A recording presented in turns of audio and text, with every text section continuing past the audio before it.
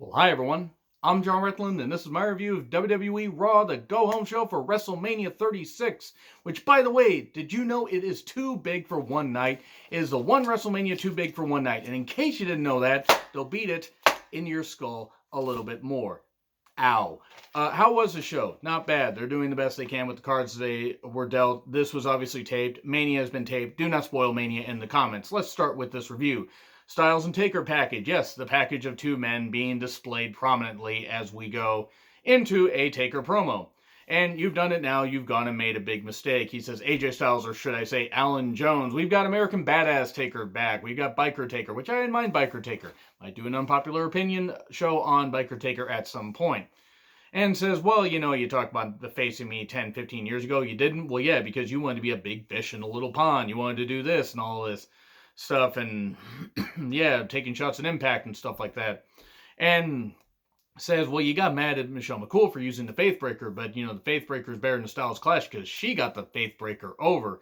This promo was written by everybody on Reddit and Twitter and everybody in the wrestling fan community. The fan community, but this was, it was silly. He said, hey, for Gallows and Anderson, bring those two ass clowns. I will bring the Unholy Trinity. Which means Kane and, somebody in the Ministry of Darkness. Naked Midian confirmed. It should be Farouk. I don't know who the hell else it could be. Because they can't be Viscera because he's unfortunately passed away. Who else could it be? Could it be Aleister Black? Who is a spoopy character that they could bring in? Please let me know. Because besides Kane, I don't fucking know who it could be. It couldn't be Paul Bearer. Unfortunately, he passed away too. Scary character. No idea. I really don't know. Unless The Fiend shows up. Because The Fiend has nothing better to do after he beats John Cena. I have no idea. This promo was essentially a lot of nonsense, but a lot of fun. This was also Taker's best promo in a number of years. So, we have Becky Lynch that shows up, talking all of a sudden about her, last year she main evented WrestleMania. And then we show the WrestleMania main event, Ronda Rousey versus Charlotte Flair versus Becky Lynch. Also, Joan Jett, playing bad reputation as Ronda went to the ring. Joan Jett is 60 years old. I would, and you would too. But this match, it was good in parts. Yes, the finish was messy, but you know what? After a 17-hour Mania, I think the women did the best they could. Was it the best women's match there's ever been? No. But did these women work hard? Yes, they did. Botch finish aside, yeah, I understood why they showed it. But then Becky is still standing there. So Becky basically stood there while they played this whole thing is what we're meant to believe. It was kind of hilarious. And then she mentions Shayna's demon, says, Shayna, you want to do what Ronda Rousey couldn't do. And that's beat me. Have they ever bothered mentioning that Shayna wants to do this for Ronda? Because I don't think they have. I don't think they have it all, but they got the camera fixed right on Becky, and then the slow movement where Shayna suddenly gets the choke on, and then she puts the knee in her back, and then chokes her out more. It's the Benoit special. Boy, geez, I like making such, good jokes on here. Man, I like being such a good person when it comes to reviews. But let's be perfectly honest, these empty show reviews are not going to be all that long. And I got to have some kind of humor, however dark it is. And then she swings her into the announcer's table. Okay, nice way to build it. Cool. All right. I don't know how good this match is going to be. So, and once again, no Mania spoilers, please. Also, one quick mention. I do hope that every single roster member, staff member that has worked on these shows is safe, is sound. And if they can't, if they haven't recorded anything beyond the Raw and SmackDowns after Mania and like the NXT that's taking place after Mania, because I think they split the TakeOver matches into two tapings, one this Wednesday, one next Wednesday. They got to go on hiatus and just show clip shows for a bit until this whole thing, gets to where they can have crowds, or they can at least, put some empty arena shows on. That's what they should do. But just hopefully everybody can stay safe, stay sound. Guys, we are all going to get through this. Now, back to the review. We get Aleister Black. We get A Black versus A Black, and then there we go. It was a jobber by the name of Cade. I think he had the last name of Cade. Aleister Black hits a black mass for 3. Also, apparently, Aleister Black versus Lashley is happening somehow. We then get an Owens and Rollins hype package. We then get Zelina coming out before all the teams introduced. Has Angel Garza says, Andrade has bruised ribs or bad ribs, and he can't be at Mania, and the U.S. title doesn't mean anything. Take it off of Andrade when this whole thing cools down. And introduces somebody all day, Austin Theory. Austin Theory comes out. It is those two and Seth Rollins versus Kevin Owens and the Street Profits. Not bad. 2 Mania in Tampa ads that they showed during the break. And then Owens yelling at Rollins, yeah, smile now, bitch. I don't know why that was funny.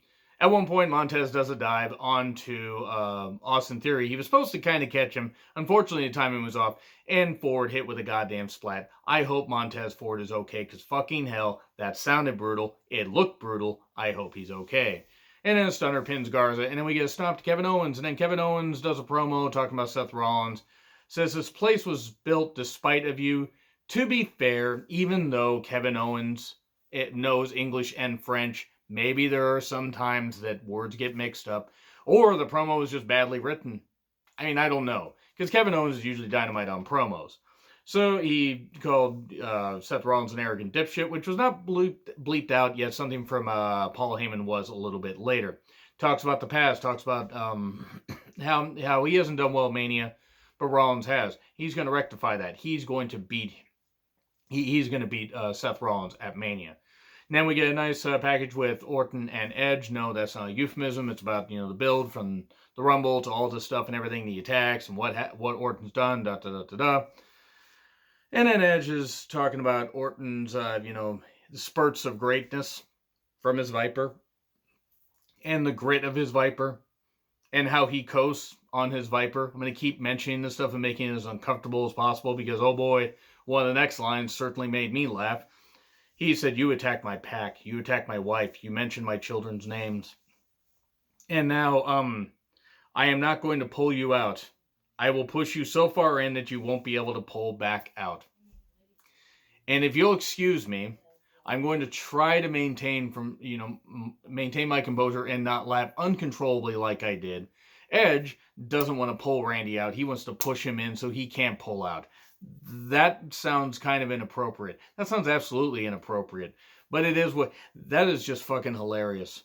Edge doesn't want to pull out. He wants Randy to pull back in. I don't know what the hell this is. Is this wrestling fanfic? Is this what goes on with Reddit? What the hell is going on? Why is wrestling Twitter so goddamn wild? And why is it leaking into Raw? And why are Edge and Orton getting, in a pull out, pull back in method?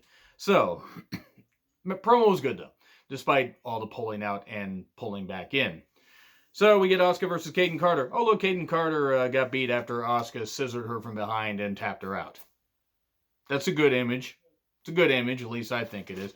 And then she yells on commentary, yells for Nikki and Alexa, and just yells in Japanese. And Asuka yelling for other women in Japanese is my new kink, just going to say that. Charlotte then kicks Rhea into a garage door in a pre-taped thing. And then they replayed Ray versus Brock from Survivor Series. At least Dominic got beat up. At least there was that. We then get the Mania 36 card rundown with apparently the Weeknd did a rendition of Flashdance. Or Weekend. Is it The Weeknd or Weekend? I don't know. And then we get a typical Brock Heyman promo. Heyman just talks about, Drew's going to be Brock's bitch. It's go home segment. This time next year, Brock will be the champion on the go home show for WrestleMania 37. The sad thing is Heyman might not be that far off. This show was what it was. This is going to be a short review, so there you go. I'm not going to grade him, and the reason I'm not going to grade him, I will start grading shows again when they get back to being in front of crowds. However, in the few thousands or 10,000s, whatever, I will go back to doing grades once we can get back to wrestling being how it was in some form or another. It wasn't a bad show, but are you excited for Mania? I'm not going to do predictions, by the way, because I don't care. I don't care. They're changing so much of the card, and honestly, there's no point in predicting stuff when this has already been taped. Anyway, agree, disagree with what I said. Like, share, subscribe, Twitter handle in the description. I'm John Ritlin. I'll see you soon.